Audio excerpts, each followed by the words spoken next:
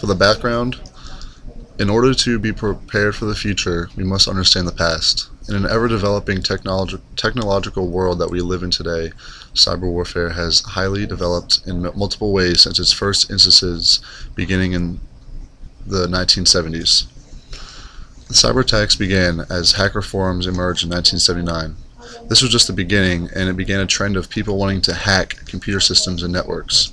Since the late 70s, early 80s, there were not many major occurrences of hacking between nations. However, in 1994, a group of hackers led by Vladimir Lenin of Russia stole millions of dollars from Citibank through its dial-up wire transfer service.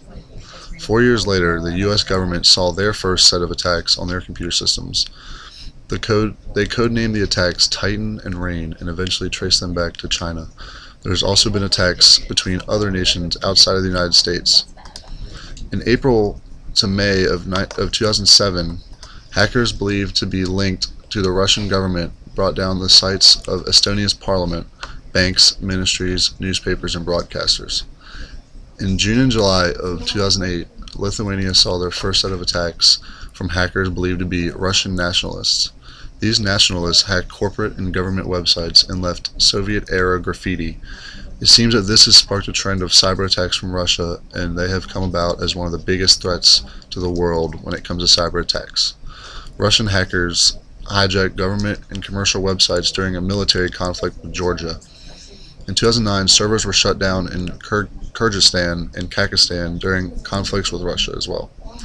Many other attacks have occurred since then, and this has led to the creation of the United States Cyber Command, which oversees the production and defense of military networks from cyber threats.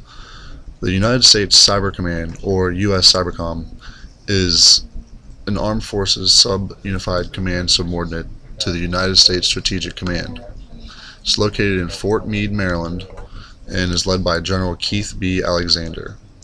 General Alexander outlines his views to the United States House Committee on Armed Forces in a statement reading, "My own view is the only way to counteract both criminal and espionage activity online is to be proactive.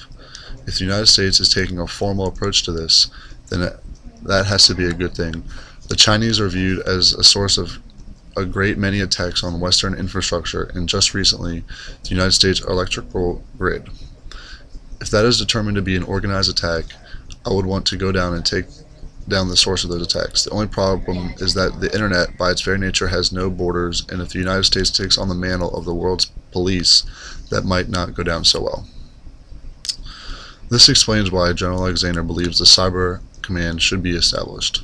U.S. Cybercom is composed of several service components and units from military services who provide their joint services.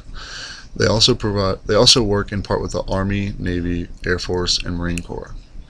The Cyber Command is the main force that protects the United States from cyber attacks and helps to police the internet and reduce other cyber attacks.